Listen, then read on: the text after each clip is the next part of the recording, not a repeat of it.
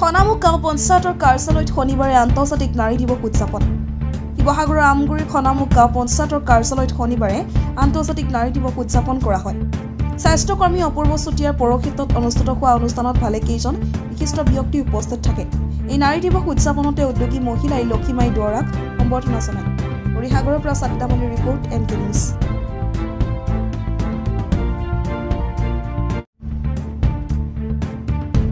আমাৰ যেহেতু খনামুখ গাঁও পঞ্চায়তত আজি নাৰী দিৱসৰ কাৰণে আজি মোক নিমন্ত্ৰণ কৰি আনিলে আৰু সেইকাৰণে আজি নাৰী দিৱসৰ নিমন্ত্ৰণ কৰি আনি মোক বিশিষ্ট অতিথি হিচাপে দুআষাৰ বক্তব্য ৰাখিবলৈ সুযোগ দিলে। তাৰ কাৰণে খনামুখ পঞ্চায়তৰ সচিব মহোদয়কে ধৰি খনামুখ পঞ্চায়তৰ সমূহ কৰ্মকৰ্তালৈ মোৰ ফালৰ পৰা আন্তৰিক ধন্যবাদ আৰু কৃতজ্ঞতা জ্ঞাপন কৰিছোঁ।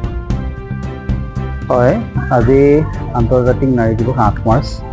গতিকে আমাৰ নিৰ্দেশনা অনুসৰি প্ৰত্যেকখন গাঁও পঞ্চায়তে আজি নাৰী দিৱস উদযাপন কৰিছে আৰু খনামুখ গাঁও পঞ্চায়তেও আজি নাৰীসকলক বিভিন্ন তেওঁলোকৰ মৰ্যাদা অধিকাৰ তেখেতলোকৰ সম অধিকাৰ বিভিন্ন দাবীৰ ক্ষেত্ৰত তেখেতলোকক সজাগতা কৰিবৰ বাবে আমি তেখেতলোকৰ আজি এখন সভা আহ্বান কৰিলোঁ আৰু ইয়াত যথেষ্ট সংখ্যক মহিলা ইয়াত উপস্থিত থাকিল।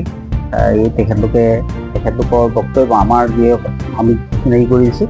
আমাৰ অপূৰ্ব চুতীয়া বাইদেৱে আজি ইয়াত সভানেত্ৰীৰ আসন গ্ৰহণ কৰিলে আৰু আমি এগৰাকী উদ্যোগী মহিলা যিগৰাকীয়ে ইতিমধ্যে আমাৰ গ্ৰামাঞ্চলত থাকিও তেওঁলোকৰ যিখিনি কৃষি কৰ্মৰ যোগেদি মীন পালনেই হওক, হাঁহ কুকুৰা পালনেই হওক, গাহৰি পালনেই হওক, বিভিন্ন ক্ষেত্ৰত তেখেতে অৰিহণা যোগাই আহিছে আৰু সমাজত আদৰ্শ মহিলা হিচাপে স্বীকৃতি পাবলগীয়া এগৰাকী মহিলা হৈছে লক্ষীমাই দুৱৰা বাইদেউ।